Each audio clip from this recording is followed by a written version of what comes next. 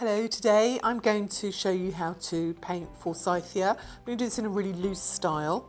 I'm going to draw in some guidelines, but mostly this is going to be with the brush. So Forsythia is actually one of my favourite plants. It doesn't last very long, so it's a really nice idea to capture it in a little painting. The colours I'm going to use are beautiful cadmium yellow, lovely bright yellow, sap green, I've got Payne's grey, and I've also got a little bit of raw umber. I'm going to use some of that as well.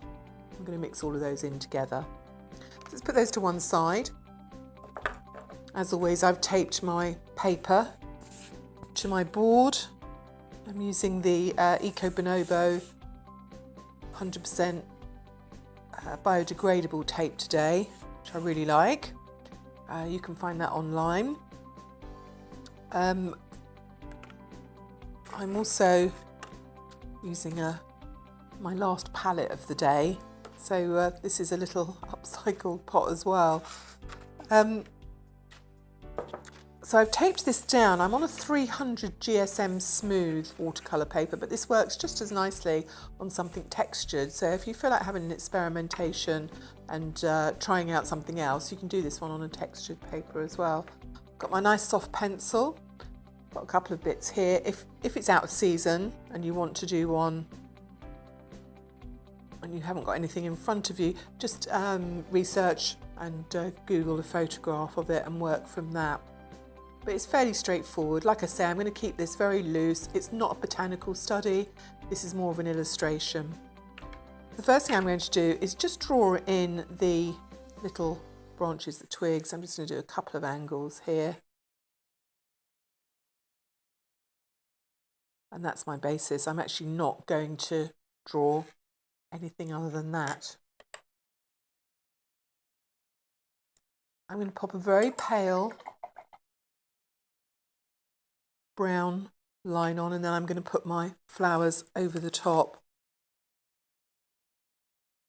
So I'm going to take the raw umber just on its own. I will add a little bit to it later for the second layer, but I'm just going to give a guide at the moment. So plenty of water because I want this really nice and pale.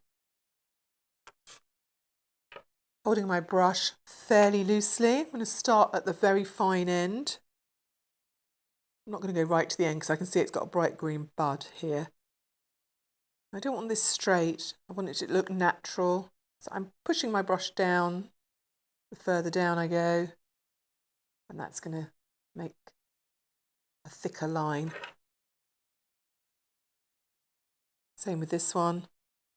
Start off nice and fine, push my brush down. That'll give me a thicker line at the end. Just going to pop in a couple of little, they go underneath the buds, so nice and light, and then just to push down. So this is that kind of mark making technique. And you can see where I've pushed down, but it's already starting to go darker. So we'll be building up some layers here. Just a couple more, and then we'll start on mixing in some of the colours. So just a couple of these little bits here that the buds grow out of. You can see where it's doubling up, where we're building up layers already, where it's going over the original twig. So I'm using the pieces that I've got in front of me kind of as a guide. They're not going to look exactly like this. I'm just using them as a reference, and I'm doing my own interpretation. Just going to put a little bit more on here. A bit more paint in there. So, thicken that up at the end. Slightly darker again on this one.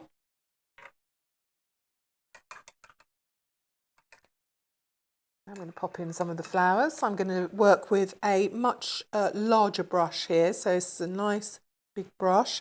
I've got cadmium yellow, clean water. Again, I'm going to build this up in some layers. Generally, these have 4 petals on them. There's some that have got a few more, but I'm going to base this on 4s. Start in the middle here. I'm just going to lightly touch and then push down. So a light touch and then a push down. So we're really just placing where our petals are going to go. And we're not trying to get all the colour on at once. We're just going to do this in a layer because we actually want quite a bit of variation in colour. I'm just popping some more in the middle, and now you can see much paler at the ends, darker in the middle.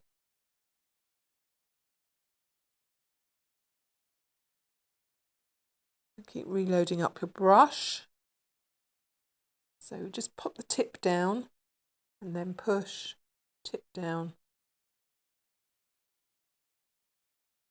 If you find it easier, move your board around, or your pad, whatever you're working on. I'm going to put an extra little one on here just because they do vary up a little bit.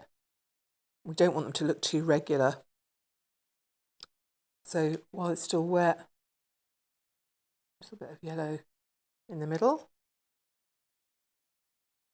I'll touch more water with this. I'm starting to run out of the paint.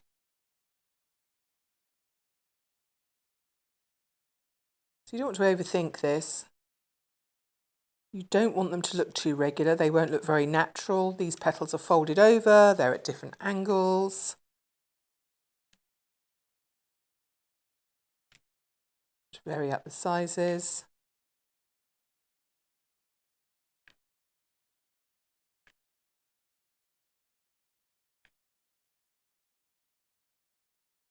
Just to keep that darker in the middle. While this is wet, we're going to pop a little bit of that green in as well. This one here looks too regular to me. I'm going to break that down a little bit. Do a series of small ones on the end. Exactly the same techniques.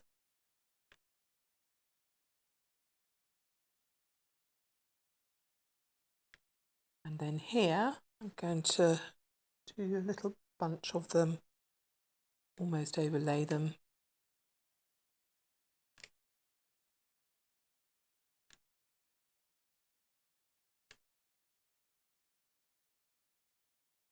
Some more here.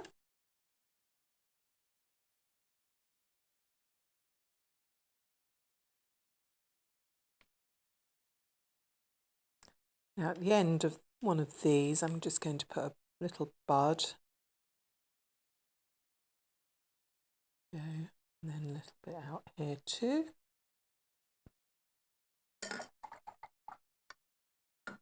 So while it's still wet, I'm just going to swap to a slightly smaller brush. I'm actually going to work with a rigger here, but if you've got a detail brush, that will do just as well. I'm going to take some of this sap green. So I have a bud on the end here. I want this all to blend in. And do some which are just buds. Also going to pop the tiniest bit in the middle. Little circle around.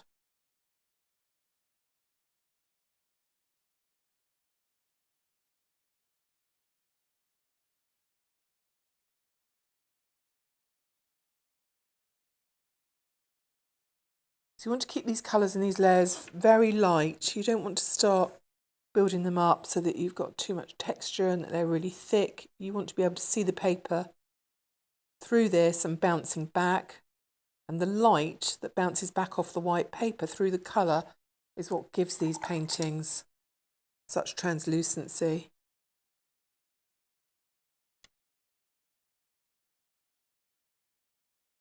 Keep this one dark. So here I've got a series of, I might put some more flowers on in a moment. I've got a series of flowers just coming into flower just from the bud. This one here.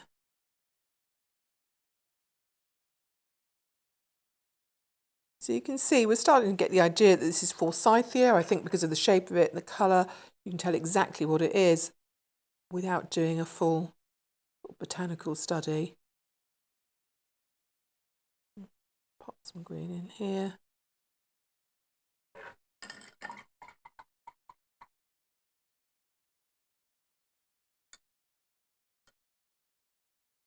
Now back with this same brush, either this Rigger or Detail. I'm just going to mix up colour for underneath these twigs. So I've got some of the brown. I'm going to pop it in another little palette actually. Some of the brown, Payne's grey. I'm going to put a touch of the green in it too.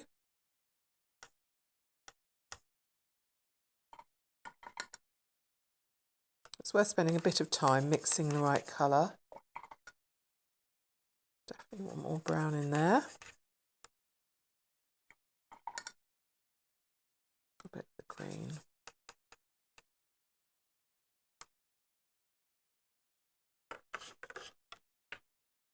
I'm just going to run this very lightly just along the bottom of the branch. Just give it the tiniest bit of shape. And get my paper towel here and lift that.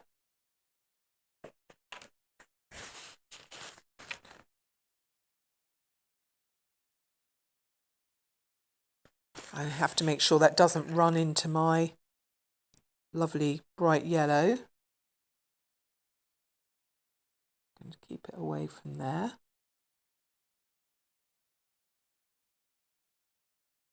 I'm waiting for these flowers to dry off, and then when they're almost dry, I'm going to drop some of this colour into the middle just to give it a little bit of shape. Obviously if it's too wet it will go all over the yellow. If it's too dry it won't spread.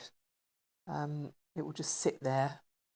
So timing is all really. And the more you paint, the more you'll get used to knowing when things are just dry enough. Put the next layer on.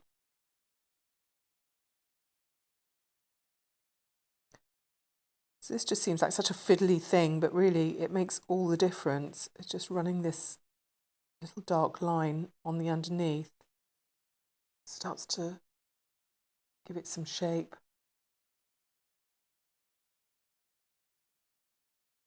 And here it's gone a little pale. I'm actually going to pop the tiniest bit brown back in. Don't worry if you haven't got a very neat hand, you can start to put in, I've just added in a few more of these little bits coming off. Now here, this goes behind the flower, so I'm actually going to make that nice and dark if I can.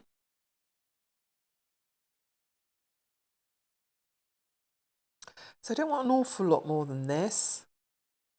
I'm just going to try out on this flower here. I'm going to put a few little dots just in the middle.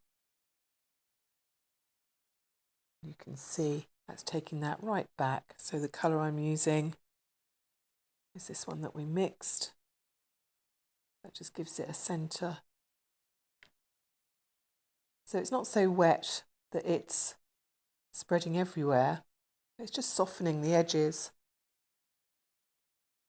And you want to do it in a series of little dots as well. Don't do a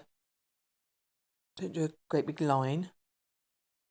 Keep it as a series of little dots. It'll look far more realistic, much, much softer.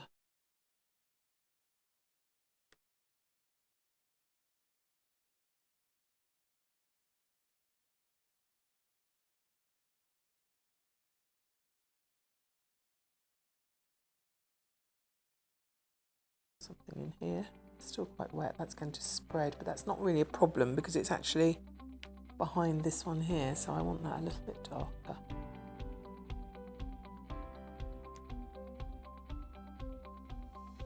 Oh, I've missed this one here.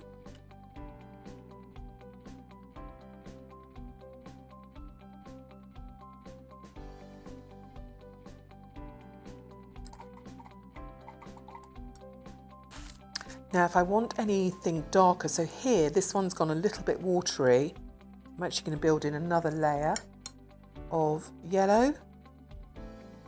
stick with this brush. Start to define some of the petals a little more here.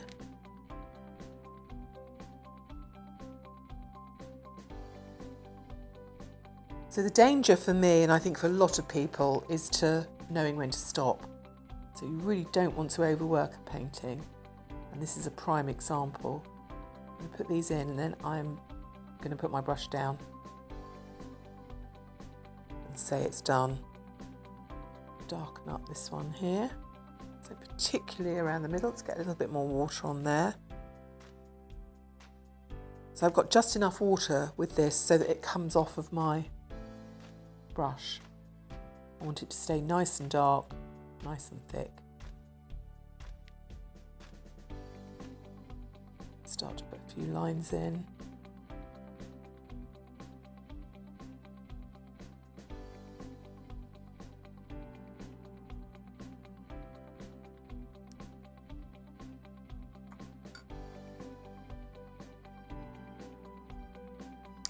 And there we go. I'm going to leave it at that. So there we go, how to paint Forsythia.